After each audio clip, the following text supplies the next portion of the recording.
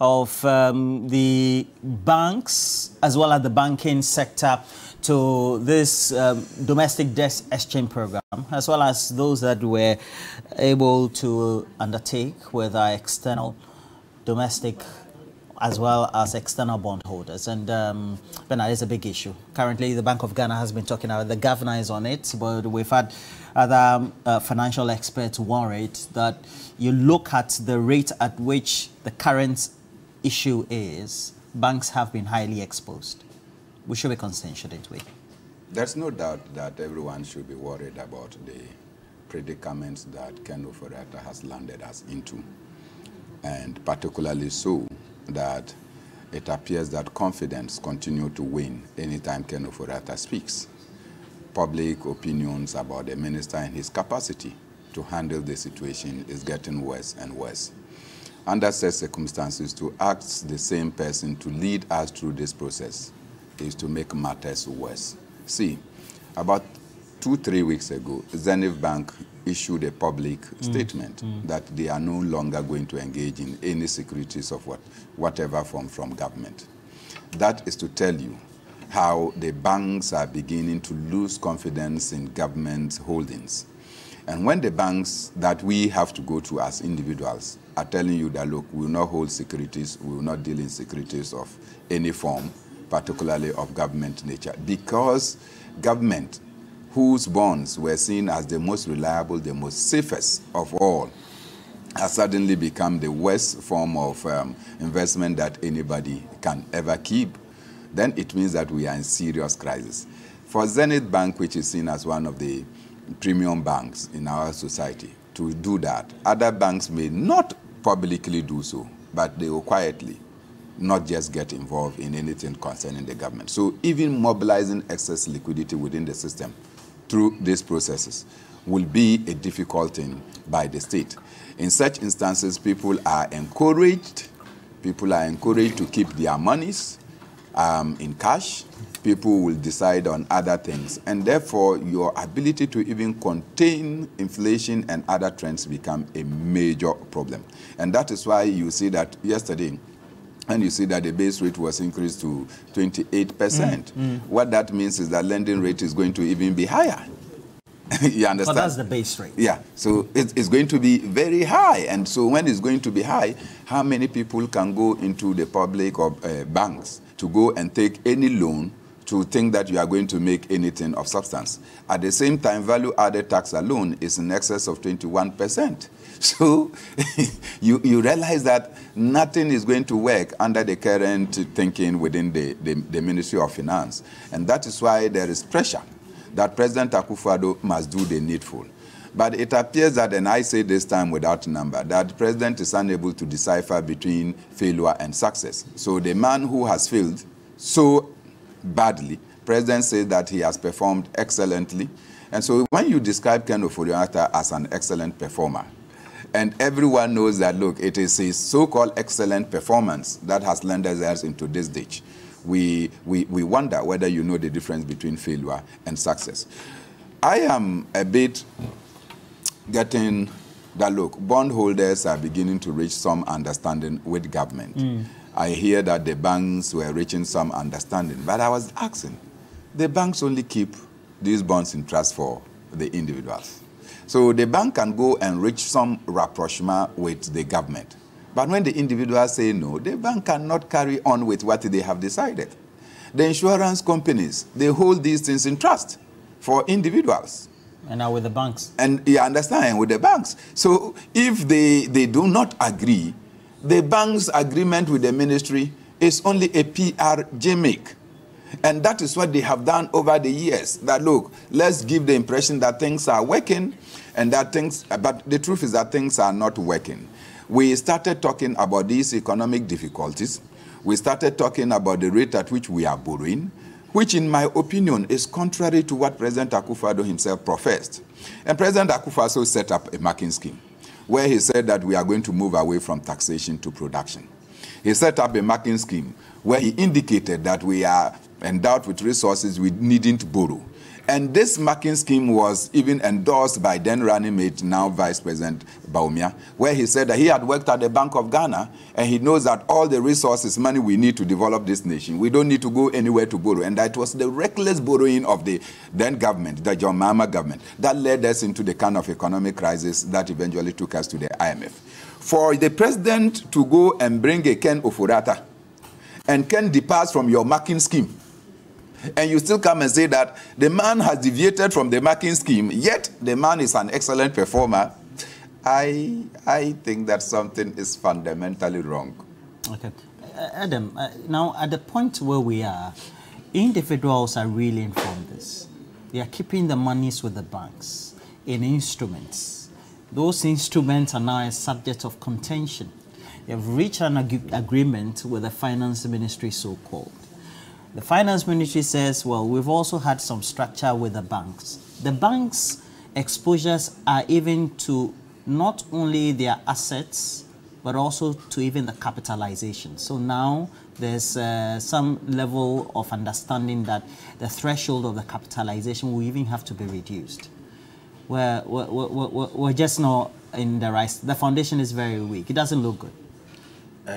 Roland, I think we don't even have a foundation at all because as we speak today, our economy is in deep crisis. And where we are today, it is only because we are not getting the true picture of the economy. That is why many people don't appreciate the extent of damage the President Akufo-Addo administration has caused our economy.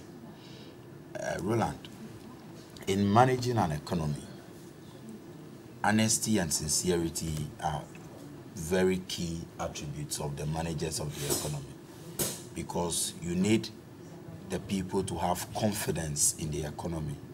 You need the people to have confidence in the managers of the economy.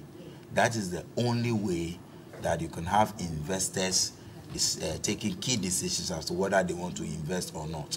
That is the only way you can have people not engaging in panic withdrawals and what have you. And so we must have the leaders or the managers of the economy must be very sincere with us.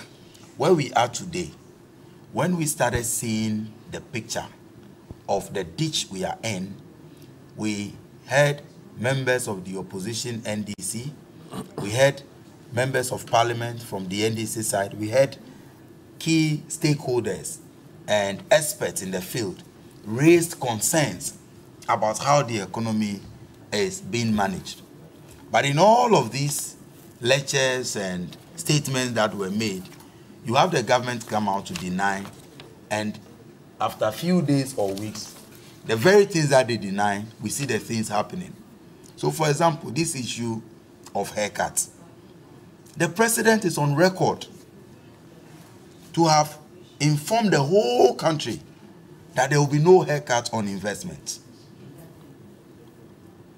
Less than a month after the president's speech, the ministry issued a statement to inform us that they were embarking on haircuts.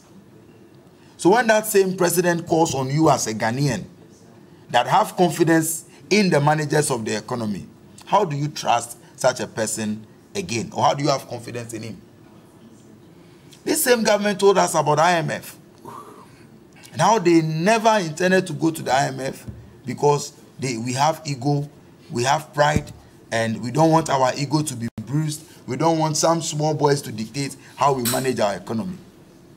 A few weeks later, the government approached the IMF, and where we are today, they are negotiating a 3 billion deal with the IMF. Now, so when the same Minister of Finance and his deputy, who told you a few weeks earlier that they will never go to the IMF, or before the IMF, come back to you and tell you that still keep your money with us, and that after a few months, we are going to get out of the crisis. But Roland, will you believe them again?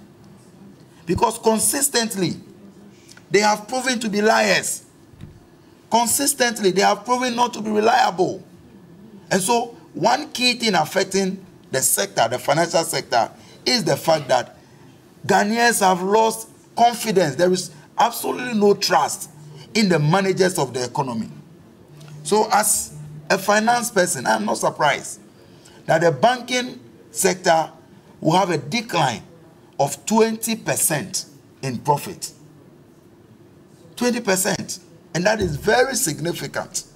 20%. What is causing all of this? Well, as we speak, there's panic withdrawals all over because people don't feel safe to even keep their monies. We have bondholders, individuals whose investments and all of these financial instruments that they have invested in have been affected by the reckless economic decisions that this government is taking. And to add insult to injury is the fact that no consultation or whatsoever happens within this sector. Decisions are taken before the minister begins consultation or stakeholder engagements. Every single major economic policy being implemented by this government, they take the decisions first. When there is a reaction, when there is a backlash, then they begin to call stakeholders for engagement. How do you build or manage an economy like this? So where we are today, the banking sector is in crisis. People applied not too long ago. I went into one of the banks with a friend. You did? The person wanted to withdraw an amount of 40,000. Roland, we spent close to 3 hours. Just 40,000. You mean his own money? Or His he had own put money. it in an instrument? His own money. He spent close to 3 hours. Actually, it's not your own money. Because the bank said they didn't have enough money and that they should wait and all. No, serious? these are the issues. 40,000. These are the issues. That is the reality. And because when you go to the bank today, they will tell you that so many people are queuing up to withdraw. Very few people are making deposits. And so many of the banks, they have to be making calls to... I have a personal experience. These are the, you see, he's saying that he has a personal experience. So 40,000 may appear so insignificant or small to you. But when you walk into any bank this morning, because of the 90-95%, almost everybody in there in a queue waiting at the bank is waiting to withdraw their little savings. Because we have no confidence in the managers of the economy. The only way out is to get this group of inept, incompetent people managing the economy out of power. I'm shocked Edem is making such a claim. I'm not sure Edem is the only person living in this country that you go to a bank and you can't cash out 40,000. I mean, come on. Right. If mobile money vendors are giving such amounts, so how come a bank? I'm not sure it is right to fuel the fear and panic because it doesn't help all of us. So that is just on that. But I think for me, this whole conversation, I will take it from the very broader perspective.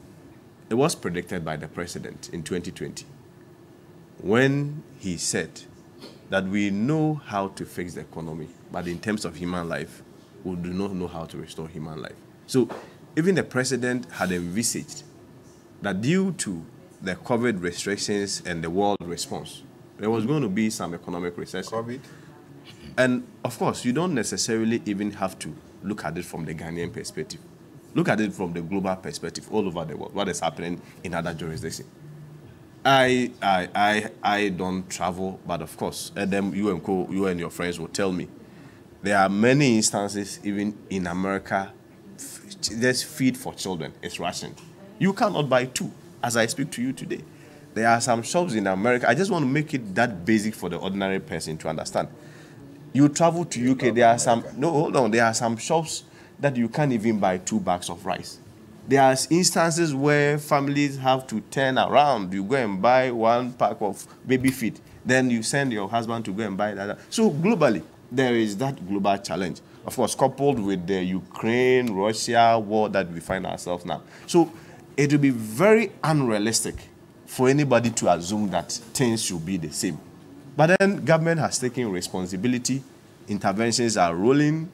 Government is saying that we are doing A, we are doing B, we are doing C. Of course, when government say that they were not supposed to go to IMF, you have to put it in a proper context.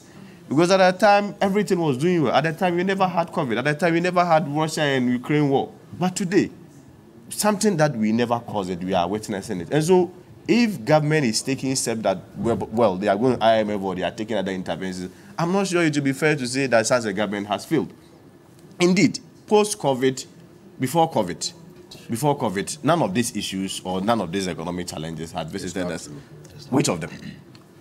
Which of them?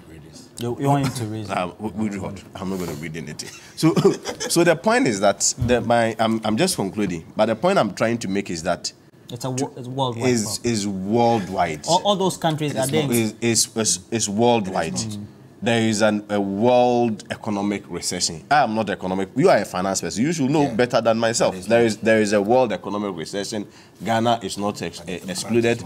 But I am happy that government has taken responsibility that they are fixing whatever challenges. All those countries you mentioned, are they before the IMF? The way you said they are rational. No, but there are also other countries that are also before the IMF. So to be fair, if you take America, you also have to look at a country like Egypt. You also have to look at the other countries that have probably also gone to the IMF. But Kwesi, you agree with me that the resilience of an economy is tested in times of crisis. Kwesi Kwatin is a spokesperson for the Ministry of Education. Bernard Mona is a former chair for the People National PNC. And then also Edem Agbana is a former deputy youth organizer for the NDC, aspiring to be the parliamentary candidate for Ketu North. And Kwesi Kwatin is a member of, or is from the Asante Achem North constituency of the Ashanti region. He's going there. He's going to Ansita Apiakuli. I'm working for Dr. Duchum and the president for now. The Minister for Education. To the walk again. Which walk? You have a walk? Yes. This Sunday? Lejo Kuku. Lejo Kuku walk? Yes. Okay. The youth of Lejo Kuku. They are having a walk. We are having a walk. Yeah. It's called Keeping Fit for Victory 2024. You should join us. Okay. I'll be there. Come with Kukiti and Bella. Kukiti and Bella. Yes. You should come and join you, right? They should join us. I'll be there to support you. I'll be there to support you. Why won't I come? Why? I don't want to waste my time.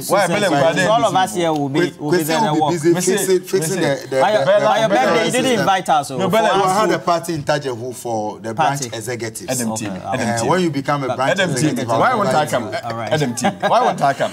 Bella and Quick, are they part of your party? No. Who will come and visit you? They don't have a crisis in their hand. You have a crisis. Which crisis? Where is the crisis? Computer system. Oh, come on. Placement that yourself, you want some. Charlie, 1-0. This is 1-0. We're taking a break. When we come back, there's an impending issue we have to talk about, and it's Wodemaya. Wodemaya is a great traveler across Africa, had studied in China and saw that there was something wrong with the continent. I decided to be the main ambassador, organizing the unity of Africa, and even made a decision to take a Kenyan wife. But since then, he's been making some great discoveries along the Ghana-Togo border. It's a subject of discussion, and Bella and Cookie will be meeting him up, and then we'll be finding out more. Well, an issue that all of us have always known, and how we need to make sure that when you're crossing borders, for example, Ghana to Togo, how we should do that seamlessly. We're taking a break. When we come back, that will be our for discussions.